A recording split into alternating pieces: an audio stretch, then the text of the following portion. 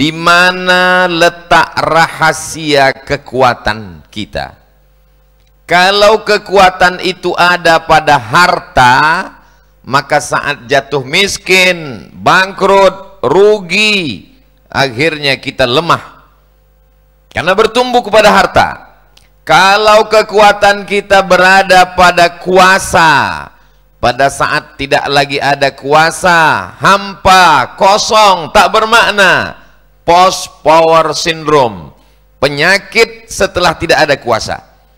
Kalau kekuatan kita berada pada masa muda, maka ketika masa itu berlalu, kita hanya mampu berkata, ya wahai zaman, andai engkau mau kembali walaupun sesaat, ala laitas syababa ya'udu yauman, kalau masa muda itu mau kembali sesaat.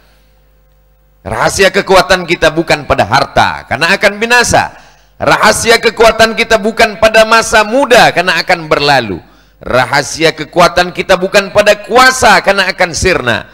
Rahasia kekuatan kita terletak pada tauhid.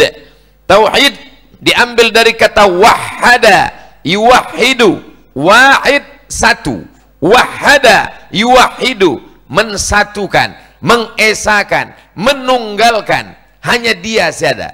La ilaha illallah, la ilaha illallah, tiada Tuhan selain Allah. Banyak orang yang siap untuk mengatakan yes, tapi tidak banyak orang yang siap untuk mengatakan tidak. Hanya beberapa orang yang sanggup mengatakan say no to drug, katakan tidak pada narkoba. Malam ini tidak banyak yang mampu untuk berkata say no to bonceng, katakan tidak pada bonceng membonceng.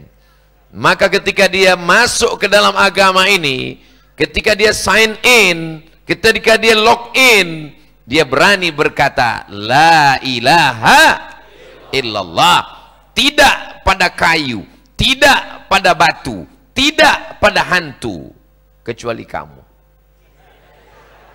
Kalau kamu mampu bersamaku, sama-sama mengatakan la ilaha illallah. Disitulah letak kekuatan kita. Kekuatan kita ketika berani untuk tidak menuhankan harta, tidak menuhankan kuasa, tidak menuhankan jabatan, tidak menuhankan popularitas.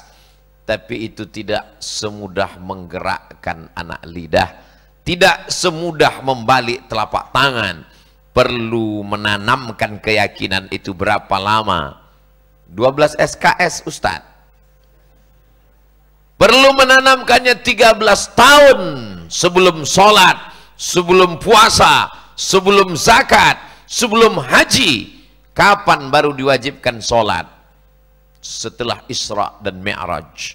Kapan baru wajib puasa? Setelah pindah ke kota Al-Madinah Al-Munawwarah. Kapan wajib haji? Setelah akhir-akhir masa kehidupan Nabi Muhammad sallallahu alaihi wasallam.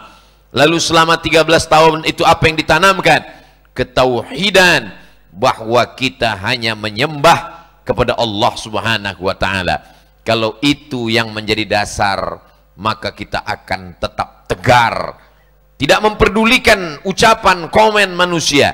Di saat semua manusia senang, yang kita pikirkan apakah Allah senang kepada aku. Di saat semua orang benci, yang kita pikirkan apakah Allah ridha kepada aku. Kita merasa sunyi di tengah keramaian, dan kita merasa ramai di tengah kesunyian. Walaupun banyak manusia ramai, tapi kita merasa sedang berdua saja dengan Allah Subhanahu wa taala. Ketika kita sedang merasa sunyi, aku sendiri, tapi saat itu kita sedang merasa ramai karena kita berdua dengan Allah Subhanahu wa taala. Itulah yang ditanamkan ketika kita sholat, kita berkata Allahu Akbar. Yang besar cuma Engkau ya Allah. Jabatan ini besar, kecil. Popularitas ini besar, kecil. Sahabat, kawan, teman, tetangga, jiran, tidak ada apa-apanya. Semuanya kita serahkan kepada Allah. Inna salati wa nusuki wa mahyaya wa mamati lillah. Semuanya hanya milik Engkau ya Allah. Aku tiada daya, aku tiada upaya, aku tidak ada apa-apanya. La haula wala quwata illa billah. Tapi orang hanya mampu mengucapkannya di ujung lidah, di tepi bibir. Kalau besok subuh ada anak muda jamaah masih tetap istiqamah, hayya 'alas shalah,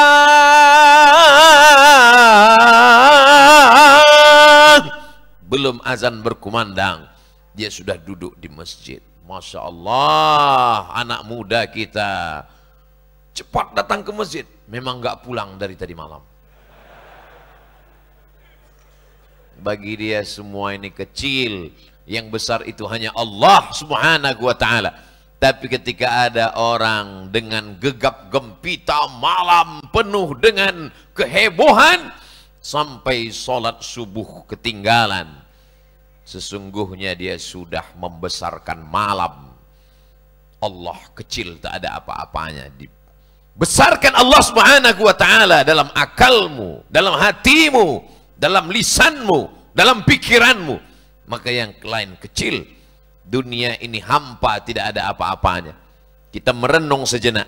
Selama hari-hari, malam-malam, waktu, saat, apa yang kita besarkan selama ini? Aku lebih membesarkan jabatanku, aku lebih membesarkan popularitasku, aku lebih membesarkan hartaku.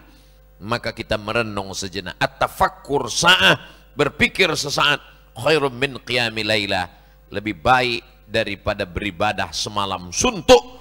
Boleh jadi kita yang beribadah tegak, ruku, sujud, baca Quran, berzikir, istighfar, menganggap amal sudah banyak.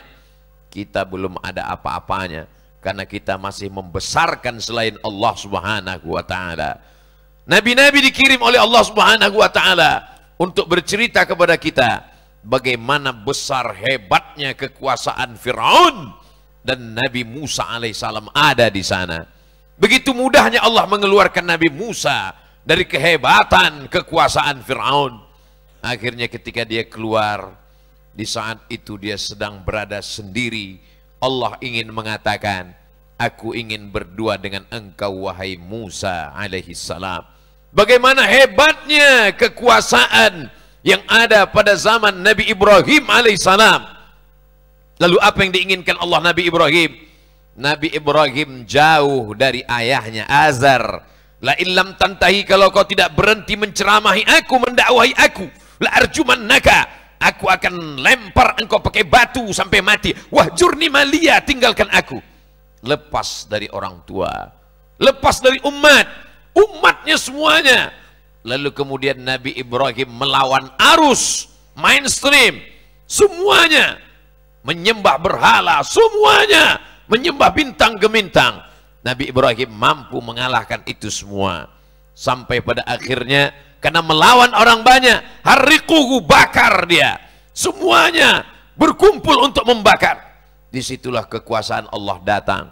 Ya nar, wahai api, kuni bardan, jadilah engkau sejuk, wasalaman, dan engkau selamat dari tipu daya manusia. Apa hikmah dibalik kisah Nabi Ibrahim? Apa kisah dibalik Nabi Musa alaihissalam? Allah ingin mengatakan kepada kita bahwa begitulah nabi-nabi, dengan segala ujian cobaannya, Allah ingin supaya dia tetap bersandar hanya kepada Allah Subhanahu wa ta'ala. Bagaimana dengan Nabi kita, Nabi besar Muhammad sallallahu alaihi, belum lahir ayahnya sudah meninggal. Di saat dia perlu kasih sayang, perlu cium seorang ibu, ibunya meninggal. Di saat dia disayang oleh kakeknya meninggal. Di saat dia sedang dalam serangan kafir musyrik Quraisy, pamannya meninggal. Khadijah, buah hati belayan jiwa, tempat berbagi sukacita, meninggal. Pergi ke Taif, orang Taif tidak menyambutnya dengan tola'al badru alaina. Orang Taif tidak menyambutnya dengan ahlan wa sahlan. Mereka lempar dia pakai batu. Apa yang diinginkan Allah? Agar engkau tidak bersandar kepada makhluk. La ilaha illallah. Itulah yang kita katakan setiap hari. Itu yang kita dengar setiap hari di telinga kita, masuk ke jantung kita, masuk ke pikiran kita. Dan ketika anak baru lahir, itu yang kita bisikkan ke telinganya. Asyhadu an la ilaha illallah. Jangan kuat seperti itu, kaget dia. Dan orang yang akan mati menghadap Allah, yang kita bisikkan ke telinganya juga la ilaha illallah.